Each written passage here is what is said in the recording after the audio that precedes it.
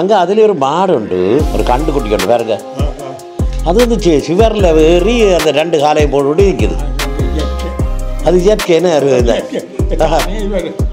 அது ஒரு செல்லக்குட்டி மாதிரி, அதில்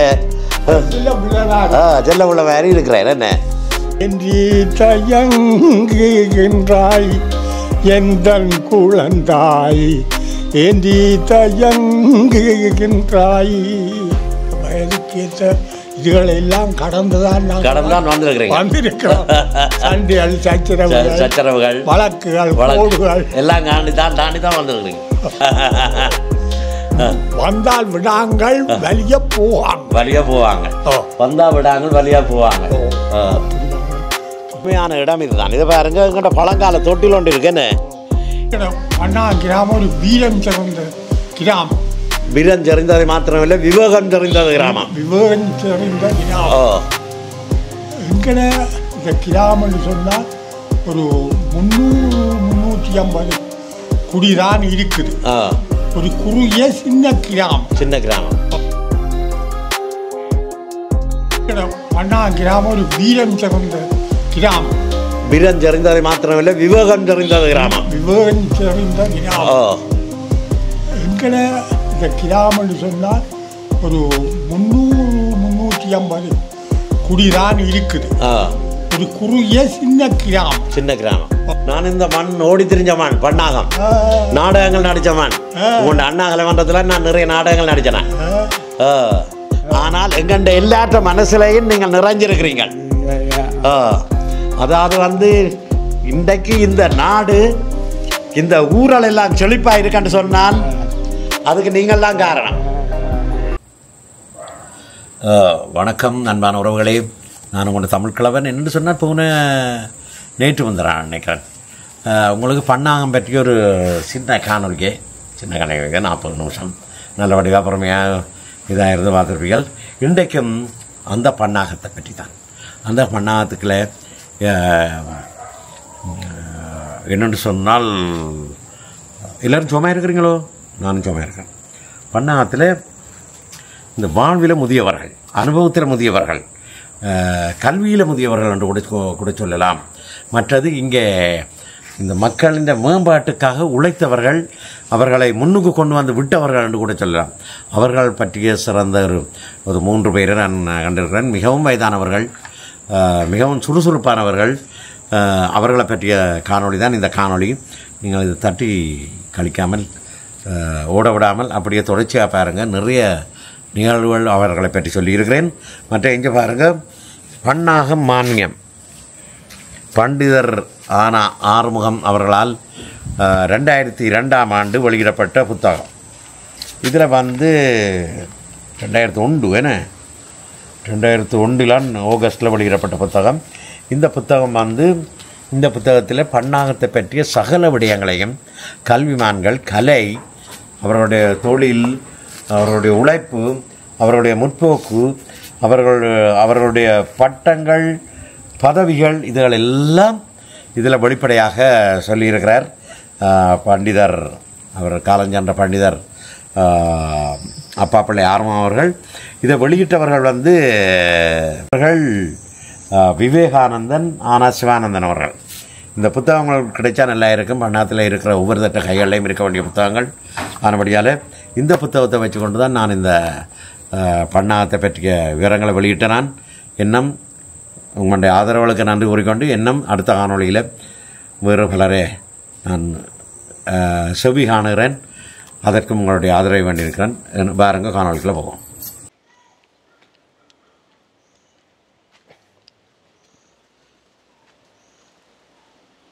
வணக்கம். சும்மா இருக்கிறீங்களா? ஓகே. நான் உங்களுடைய அயலவன், அயல் கிராமத்தவன். அயல் கிராமத்தவன் என்றதை விட ஒரு ஊரவனே சொல்லலாம்.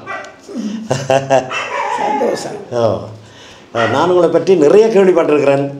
ஒரு சிறந்த ஆசிரியை, நேசமா டீச்சர் எல்லாரும் வாழ்வுகளை சொல்கிற ஆசிரியை. ஆனால் நான் உங்கள்கிட்ட படிக்கையில். நீங்கள் உங்களுக்கு இப்போ எத்தனை வயசம்மா? எனக்கு 84 வயசு. ஓகே. இந்த 84 ஆண்டு கால அனுபவங்களில் நீங்கள் ஆசிரியராக பணியாற்றியது எவ்வளவு காலம்? 33 வருஷம் 6 மாதம். 33 வருஷம் 6 6 மாதம். அப்போ ஓய்வு பெற்றது இப்போ எவ்வளோ காலமாச்சு? ஓய்வு பெற்றது 96ஆம் ஆண்டு மார்கழி 20ஆம் தேதி. 96. Okay okay. அதற்கு பிறகு உங்களுடைய படிப்பு தொழில் இருந்ததா? எப்படி? பிள்ளைகளை வீட்டில் கூப்பிட்டு வச்சு பாடம் சொல்லி கொடுக்குறது, அவ்வளவுதான். என்ன பாடம் நீங்கள்? பொதுவாக இந்த ஆங்கில பாடம் 8, 9ஆம் தரம் வரைக்கும் சொல்லி கொடுத்தேன் நான். மற்றும்படிக்கு 5ஆம் தரம் வரைக்கும் உட்பட்ட பிள்ளைகளுக்கு எல்லா பாடங்களும் கற்பித்தது. மற்ற எல்லா தமிழ், சரித்திரம் அப்படியான பாடங்கள் எல்லாம் படிப்பித்து சொல்லி கொடுத்துருக்குறீங்க. இந்த ஆசிரியர் தொழிலை பற்றி உங்களுடைய அபிப்பிராயம் என்ன? இவ்வளோ காலம் ஆசிரியராக இருந்திருக்கிறீங்க, அபிப்பிராயம் என்ன? ஆசிரியர் தொழில் ஒரு சிறந்த தொழில், உலகத்துக்குள்ளேயே ஒரு மகத்தான தொழில்னு சொல்லலாம். குரு என்றது கடவுளுக்கு அடுத்தபடியாக அந்த தொழில் மாதா பிதா குரு தெய்வம்னு சொல்லுவேன். அந்த தொழிலை நாங்கள் சிறப்பாக செய்தால்தான் பிள்ளைகளிடத்திலே ஒரு மதிப்பை பெறலாம். சமூகத்துக்கும் ஒரு நல்ல செய்தியை சொல்லலாம். ஒரு நல்ல உயர்ந்த தரமான மாணவர்களையும் மனிதர்களையும் உருவாக்கலாம். பிள்ளைகள் தான் தராசு, எங்கள் ஆசிரியர்கள் இருக்கிற அவர்கள் தான் தராசு, பிள்ளைகள் தான் தராசு. நான் ஒரு விஷயம் கேள்விப்பட்டேன், எனக்கு என் மனசுக்குள்ளேயும் இருந்த கேள்வி இதுதான். ஆசிரியர்கள் சரியாக இருந்தால்தான் பிள்ளைகள் நன்றாக படிக்க முடியும், வளர முடியும் என்று சொல்கிறது ஒரு கூட்டு உண்மையா? உண்மைதான். ஆசிரியர் நடை உடை பாவனை அத்தனை பிள்ளைகள் பின்பற்றும் பார்த்து கொண்டே இருப்பார்கள் ஆசிரியர். ஆமாம். இப்போ சில ஆசிரியர்கள் என்னுடைய காலகட்ட பகுதிகளில் கூட இருந்திருக்கிறேன், மாணவர்களை மிகவும் இந்த நக்கல் அடிக்கிறது, அவர்களை பழிவாங்கிற மாதிரியான இதுகள், அவர்களை மிகவும் இந்த தரக்குறைவாக பேசுகிறதும் மற்றவர் மாணவர்களோடு ஒப்பிடுறதும். இதனால் சில மாணவர்கள் எனக்கு சொல்லியிருக்கிறேன், தங்களுடைய மனது பாதிக்கப்பட்டு நாங்கள் ஏன் படிப்பான் என்ற ஒரு எண்ணம் வந்ததாக. மனது பாதிக்கப்பட்டால் அப்புறம் ஒன்றும் செய்ய முடியாது. ஆகவே பிள்ளைகளை நாங்கள் நல்ல பிள்ளைகளாக உருவாக்கணும்னா அவர்களுடைய மனம் பாதிக்காத வண்ணம் நாங்கள் கல்வியை போட்டோம். அன்பாகவும் அறிவு ரீதியாகவும் போட்டோம். எங்களிடம் தாராளமான அறிவு இருக்க வேணும். பிள்ளைகளுக்கு நாங்கள் சொல்லிக் கொடுக்கலாம். பிள்ளைகளுக்கு இருக்கிற கேள்விகள் அத்தனைக்கு நாங்கள் பூரணமான பதில் சொல்லக்கூடியதாக இருக்க வேணும். உங்களுக்கு ஏற்பட்ட சில சம்பவங்களை சொல்ல முடியுமா? அப்படியான ஒரு பெரிய சம்பவங்களாக ஒன்றும் எனக்கு நடக்க இல்லை. அதாவது உங்களுக்கு என்னென்னு சொல்கிறது, உங்கள் படிப்பித்தலுக்கு சில சவால் விடக்கூடிய சில இதுகள், மற்ற உங்கள்கிட்ட போக்குவரத்துகளில் இடைஞ்சலாக இருக்கக்கூடிய விஷயங்கள் அப்படியாண்டு? போக்குவரத்தோடு இடைஞ்சலும் இல்லை. நாங்கள் தலைமை ரயில்வே ஸ்டேஷனுக்கு கிட்டத்தான் இருந்தது. அப்போ ட்ரெயினில் வெளிக்கிட்டால் இங்கே மதவாச்சியில் பட்டியை மாற்றி போடும்.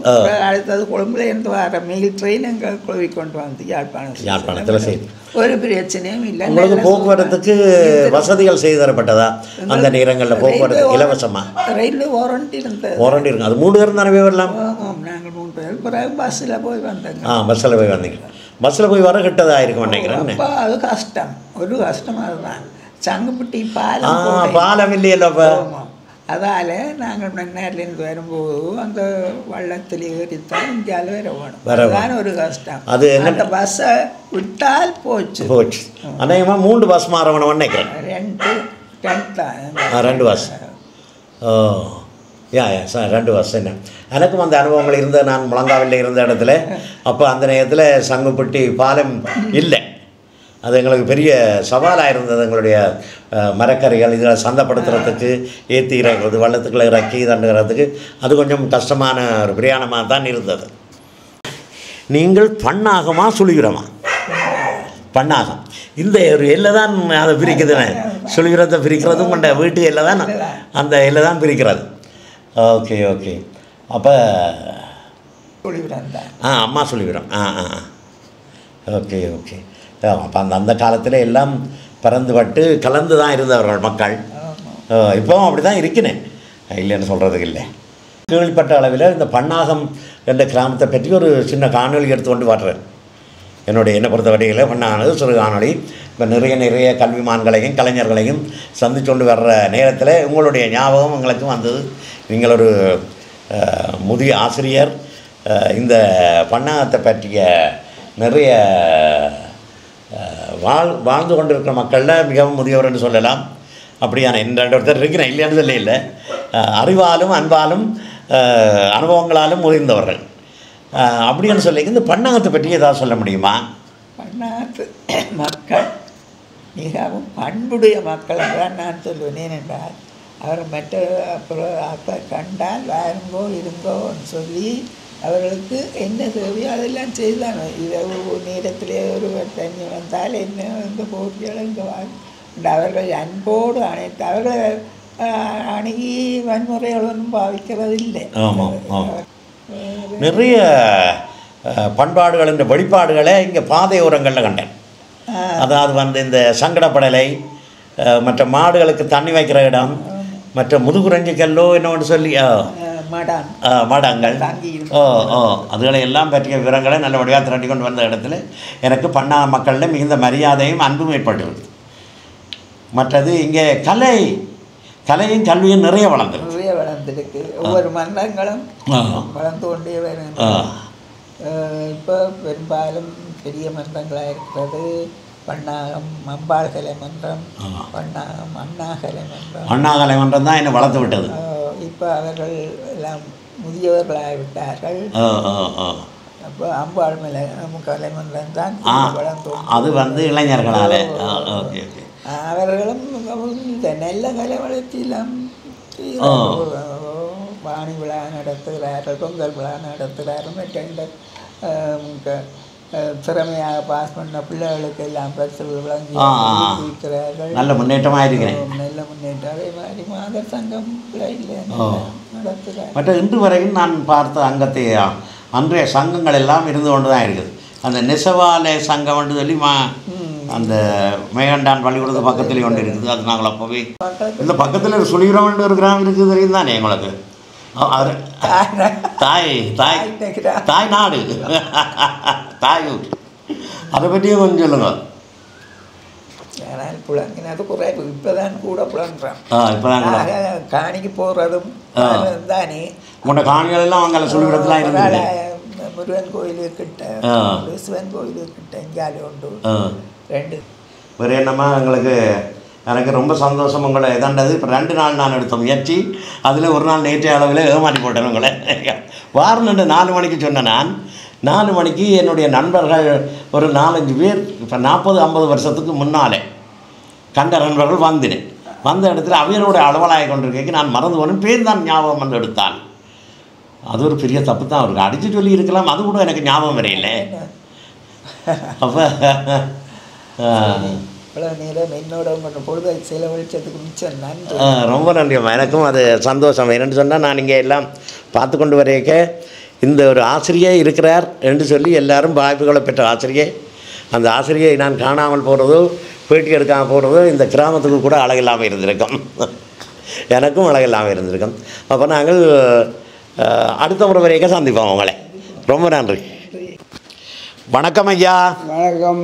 சுகமாக இருக்கிறீங்களோ? சுகமாக இருக்கிறேன். உங்களை நான் இப்போ தான் முதல் சந்திக்கிறேன். ஆனால் எங்கண்ட எல்லாற்ற மனசுலையும் நீங்கள் நிறைஞ்சிருக்கிறீங்க. அதாவது இன்றைக்கு இந்த நாடு இந்த ஊரல் எல்லாம் செழிப்பாக இருக்குன்னு சொன்னால் அதுக்கு நீங்கள்லாம் காரணம். ஐயாவுக்கு இப்போ எத்தனை வயசு ஆகுது? 61 வயசு. எத்தனை? 81 வயசு. ஓகே. அப்போ நீங்கள் செய்த சேவைகளை எங்கண்ட மக்களுக்கு சுழிபுரம், பண்ணாகம், தொல்புரம் இப்படி இதை சார்ந்த எத்தனையோ மக்கள் எல்லாம் இன்றைக்கு வசதியாக இருக்கிறேன் என்றால் அதுக்கு நீங்கள் தான் காரணம். இப்போ உங்களுடைய மனநிலை அதை பற்றி என்ன சொல்லுது? எனக்கு எல்லாரும் எனக்கும் சந்தோஷமாக தான் இருக்குது. எல்லாரும் எல்லாரும் திருப்தியாக இருக்கணும். நான் ஆண்டவன்லேருந்து தான் அனுப்புகிறேன். இது போய் நல்லா இருந்து நாடும் நல்லா இருக்கும். ஓமாம், அவைகளை நல்லா இருக்கிறேன், அவை அவைய ஊரை நல்லா வச்சிருக்கிறேன், குடும்பங்களை நல்லா வச்சிருக்கிறேன். எல்லாருக்கும் அதான் எல்லோரும் வந்து தங்களோட ஊரை செழிக்க வச்சிருக்கிறீங்க. வெளிப்படுறேன் எல்லா இடம். சங்கானையாக்கெல்லாம் கூட அனுப்பினான். சங்கானையாக்களா நிச்சாமத்து. ஓகே ஓகே கூட பன்னாகம் சுழிபுரம் எல்லாரும் கூட சங்கானையாக்கள்லானா ஒரு வீட்டில் 5 பேர் 10 பேர் 2 பேர் எழுதி அனுப்பி இருக்கிறேன். இந்த பணத்தை முதலே உணர்ந்து முதலே வந்து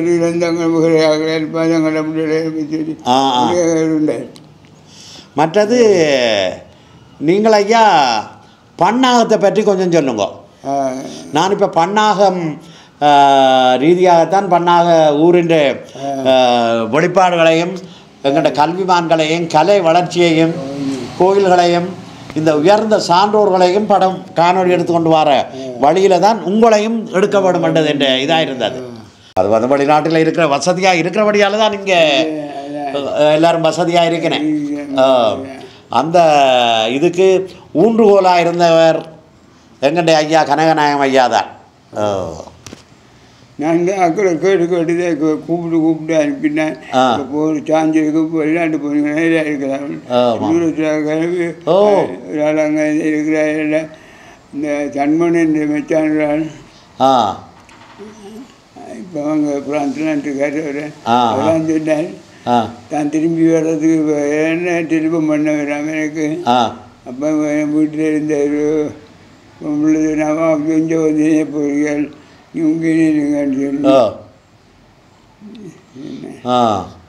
அப்போ அதில் வந்து நாங்கள் உங்களை பாராட்ட வேணும். முதல் எங்கள்கிட்ட ஒரு மேன்மையான ஒரு உறவுன்னு சொல்லலாம். எங்களுக்கு கிடைச்ச ஒரு பெரும் செல்வம் நீங்கள். எங்களை எல்லாரையும் வெளிநாட்டுகள் நான் உங்கள் மூலம் போகல. அதுக்கு பிறகு நிறைய பேர் இதாண்டவே அங்கே யாருன்னு சொன்னால் அவர் தான் என்று சொல்லுவேன். அந்த பெயரை தான் சொல்லுவேன்.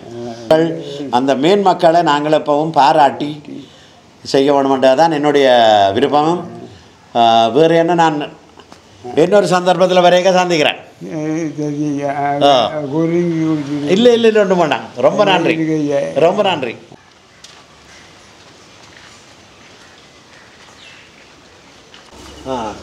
உங்களை பார்க்கணுன்னு தான் வந்திருக்கிறோம். கதிரையில் போயிருப்பேன்.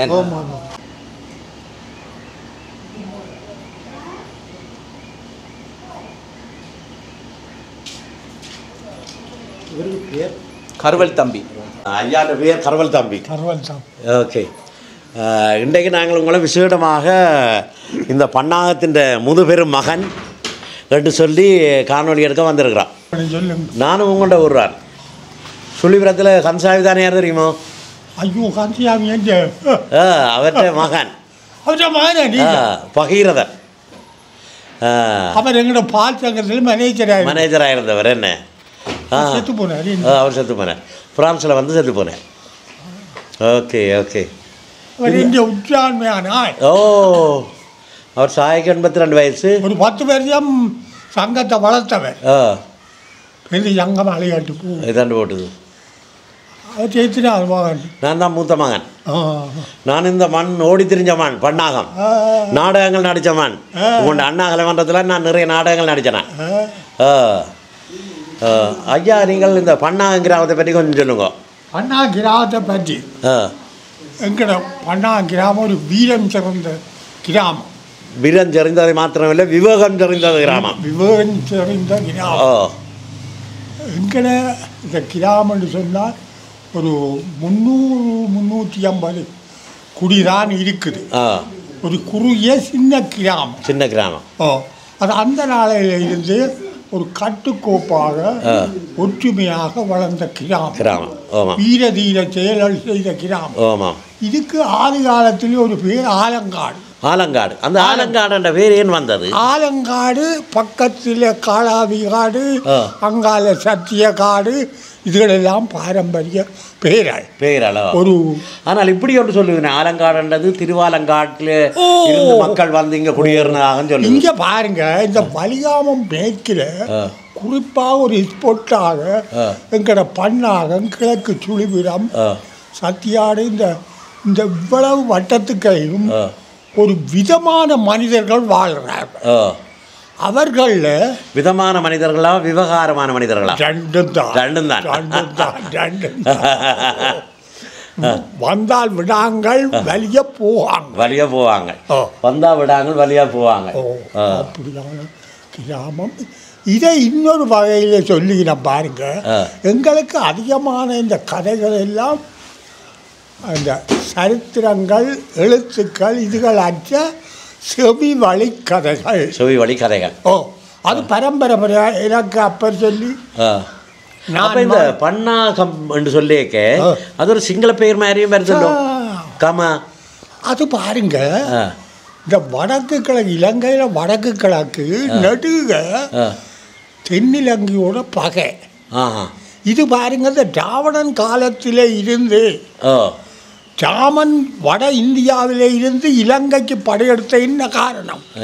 இங்கே இருந்து அகதி போனது அங்கே இலங்கை அழகு பொறாண்மை. இங்க ராவணன் ஆள்றான், அவன் ஒரு திராவிடன். ஆரியனுக்கு திராவிடனை கண்ணில் காட்டக்கூடாது. இவன் சிவன் தியாள், அவன் வந்து விஷ்ணுவின் அடிப்படை காரணம். அந்த பொறாமையா இன்னும் விட்டு போக இல்லை. ஆரியன் திராவிடன் என்ற இது. அப்போ பாருங்க, இந்த ராமன் பெண்டில கொண்டு போட்டான் என்று அவனை கொலை செய்து நாட்டை எரிக்கிறதுக்கு அவனுக்கு என்ன அதிகாரம் இருக்கு? பெண்டில கொண்டு வர பெண்டில் பயன்பாடு சரிதானே? எங்களுக்கு அதை அதுக்காக வேண்டி அவனை தேடி அழைச்சி பொறாண்மை. அதே விஷயம்தான் இப்போ திருப்பவும் நடந்திருக்கும். அதுதான் முடிந்த நடந்திருக்கு. என்ன தொடர்ந்து சுற்றி வருது. நீங்கள் ராமன் இராவணர் என்று சொல்லியிருக்க, நான் எப்போ என் மனசில் இருக்கிறது இராமன், இவர் வந்து இராவணர். இராவணன் என்று சொல்ல மாட்டேன், இராவணர் என்று தான். அவனுக்கு பெரும் மதிப்புக்குரியவர், பெரிய விஞ்ஞானி, பெரிய மதிப்புக்குரியவர், பெரிய மாபெரும் வீரன், வஞ்சகத்தாலே அழிஞ்சவர், பொறாண்மையாலே அழிஞ்சவர். ஆனால் உண்மையில ராவணன் ஒரு பெண் பிடித்தவன் அல்ல. நீங்கள் ராவணன் என்று சொல்றாங்க, ராவணர் ராவண ஈஸ்வரன். 3 ஈஸ்வரர்கள் இருக்கிறேன், பரமேஸ்வரன், சனீஸ்வரன், ராவணேஸ்வரன். அப்போ பாருங்க, ஈஸ்வர பதவி கிடைச்ச ஆள். அப்போ நாங்கள் ஏதோ வந்து நாங்கள் எங்கேயோ போயிட்டோம். கட்டாயம் இந்த விஷயங்கள் சொல்லப்பட வேண்டிய விஷயங்கள், நீங்களும் கேட்க வேண்டிய விஷயங்கள். வயசு என்ன உங்களுக்கு? 80 வயசு. கிராமத்தில் இருக்கிற மூத்தவர்களே ஒரு ஆள், இவர் ஒரு ஆள். ஓகே. அப்போ இந்த கடந்து வந்த பாதையே என்ன மாதிரி நினைக்கிறீங்க? 80 வயசுக்கு வரைக்கும் நீங்கள் கடந்து வந்திருக்கிறீர்கள். என்னென்ன திருகுதாளங்கள், என்னென்ன நல்ல வேலைகள், என்னென்ன சண்டித்தனங்கள் செய்திருக்கிறீர்கள்? அந்தந்த காலத்துக்கேற்ற வயதுக்கேற்ற இதுகளெல்லாம் கடந்து தான் வந்திருக்கிறோம். சண்டைகள், சச்சரவுகள், வழக்குகள், எல்லாம் தாண்டி தான் வந்திருக்கிறீங்க. அப்போ உங்களுக்கு வந்து கருவல் தம்பி என்ற ஒரு பெயர் இருக்கு, மிகவும் முடுக்கான கம்பீரமான பெயர், எங்கண்ட திராவிடத்தை வெளிப்படுத்துகிற பெயர். இந்த பெயர் உங்களுடைய புனை பெயரா அல்லது அப்போவே வைச்ச கொண்டவா? இது வந்து ஐயா இடுகுறி பெயர். என்னடா நான் 3வது கருவத்தம்பி. என்னுடைய பேரன் பேரன் கருவத்தம்பி. இப்போ நான் என் மேனுக்கு என் அப்பத்த பேர் பொன்னம்பலம் வந்து வச்சிருக்கிறேன். எனக்கு அப்படியே அது அவையாவே விருப்பங்கள் என்ன? இப்போ இவங்களும் அப்படித்தானே. ஆரிய வம்சம், வெள்ளக்காரன், அந்த தேப்பன் பேர் தான் அந்த ஃபேமிலி நேம். மகிந்த ராசபக்ச குடும்பம். அப்போ மகிந்தாண்டதான் இவருக்கு பேர். குடும்ப பேர். அப்போ நீங்கள் ஒரு பெரும் தோட்ட விவசாயி மாதிரி தெரியுது எனக்கு. இப்போவும் நீங்கள் விவசாயம் செய்கிறீங்களா? இப்போ இதில் பாருங்க, இங்கே பாருங்க, அந்த பாருங்க, நம்ம வெங்காயம் எல்லாம் நட்டு கட்டி இருக்குது. வித வெங்காயமோ? வித வெங்காயம். அங்கே பாருங்க, வைகாசிக்கு நடைகிறதுக்கு ஆயத்தமா. எந்த வீட்டிலையும் இப்படி தொட்டில இப்ப நீங்க காண மாட்டீங்க. இந்த தொட்டில் வந்து எங்கள்கிட்ட பழைய காலத்து தொட்டில் ஆடு மாடு கட்டுற தொட்டில். இப்போ நீங்கள் ஒரு அழகான வீட்டை இங்கே கட்டினாலும் அங்கால பழைய பாரம்பரியத்தை பாதுகாத்து கொண்டு இருக்கிறீங்க. கட்டேன் எங்கள்கிட்ட விவசாயம் எங்களோட கூட வந்தது. நாங்கள் விவசாயத்தோடு பிறந்து விவசாயத்தோடு வளர்ந்துறாங்க. அது மாத்திரமில்லை, விவசாயத்தால் தான் உலகம் முழுக்கவே வளருது. இந்த தம்பியார் நாதனை உங்களுக்கு தெரியும்? ஓ, அவர் போயிட்டார். அவன் இருந்தால் அந்த வரலாறு அதுக்கு இருந்து ஊர்ல பல மேடைகள் ஏறி இப்போ சமீப புராண நாடகங்கள்ல பல வெற்ற இன்றைக்கும் இந்த மனதில் இருக்கிற வெற்ற விஷம் வந்து பண்டாரக்கிழமை. ஒரு பாட்டு 2 பாட்டை கேளுங்க. பண்டாரக்கிழமை ஸ்ரீவள்ளியில பண்டாரக்கிழமை. ஆசை நிறைச்ச பின்ன என்ன மீச நிறைச்சு போச்சு, ஆசை நிறைச்சு போச்சே கிழவா அண்ணே படிச்சு காட்டுங்க. படிங்க நீங்கள். இதில் அந்த பாத்திரத்தை இருக்கா, அந்த பாட்டி ஒருக்கா படிச்சு காட்டுங்க. இந்த பண்டாரக்கிழமை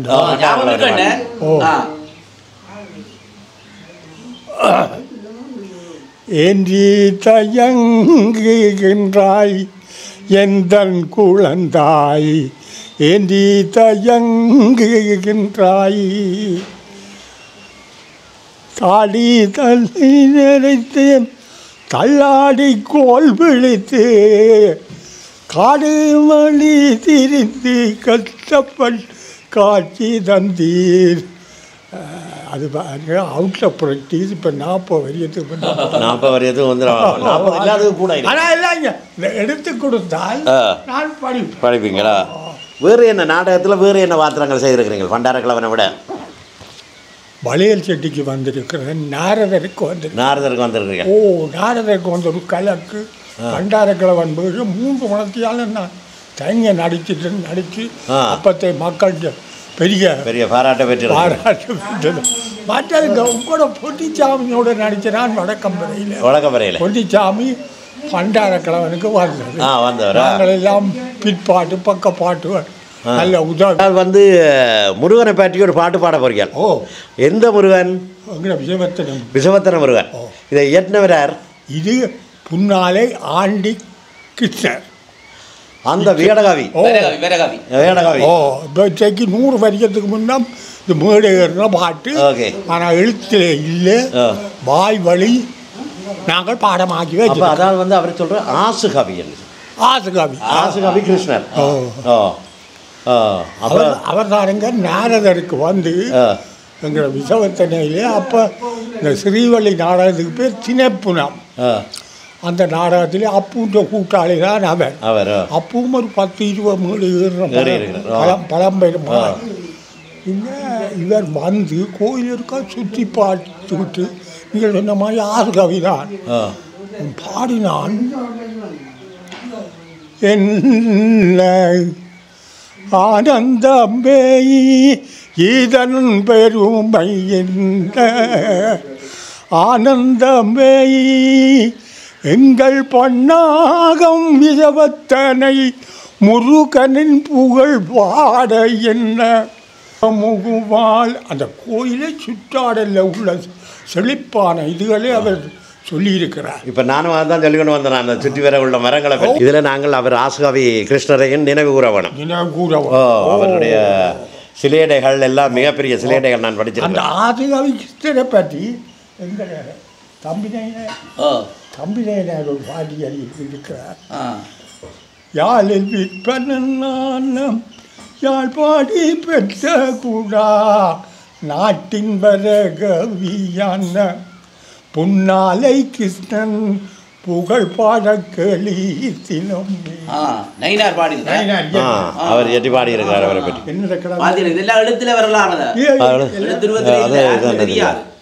அப்போ நாங்கள் ஐயா சந்தித்து நிறைய விஷயங்களை சந்தோஷமான விஷயங்களை இதாண்டு கொண்டோம். அங்கே அதில் ஒரு மாடு உண்டு, ஒரு கண்டு குட்டி உண்டு பாருங்க. அது வந்து சிவரில் ஏறி அந்த 2 காலையும் போட்டு நிற்குது. அது இயற்கைன்னு அது ஒரு செல்லக்குட்டி மாதிரி அதில் செல்ல உள்ள மாதிரி இருக்கிறேன் என்ன. அப்போ இப்போ நீங்கள் என்ன செய்து கொண்டிருக்கிறீர்கள் ஐயா? இப்போ நான் ஓய்வு நிலையில் இருக்கிறீங்க. என்ன பிள்ளைகள் காணிக்கு வரக்கூடாதுன்னு சொல்லி போட்டாங்க. கட்டளை இட்டு விட்டாரு. 24 மணி நேரம் இங்கே தான் படுக்கையும் சாப்பிட்றதும் படுக்கையும் சாப்பிடுறது ஏதாவது ஒன்று செய்ய வேணுமே நீங்கள். செய்யணும். இந்த நச்சரிப்புகளும் கணக்கு தாங்க முடியாதுன்னு. அது உங்களுக்கு உண்மைதான். இந்த பிள்ளைகளை பாசம் வச்சிருக்கிறேன்னு சொல்லிக்கொண்டு எங்களை படுபாதாளத்தில் தள்ளி கொடுக்குறேன். கட்டாயம் எப்படி என்ன சொன்னா பாருங்க, எனக்கு ஒருக்கா ஒரு ஹார்ட் அட்டாக் வந்தது. வந்து ஹாஸ்பிட்டலில் அவசரமாக கொண்டு போய் டாக்டர் சொல்லி போட்டார், நல்ல காலம் நேர்த்து கொண்டு வந்துட்டியால் இன்னும் கொஞ்சம் நம்பி தான் ஆள் தாப்பி இருக்கலான்னு சொல்லி அவை அந்த இதுகளெல்லாம் செய்து என்னை காப்பாற்றி போட்டேன். அப்போ நான் உடனே சொன்னேன் அவைகளுக்கு, எல்லா படங்கள்லையும் நான் பார்க்குற படங்கள்லையும் இந்த வசனம் தான் சொல்கிற வேண்டிய நேரத்து கொண்டு வந்துட்டியால். ஆனால் அதுக்கு பிறகு என்னென்னு சொன்னால், என்ற பிள்ளையாள் அப்பாவை பார்க்குறேன்னு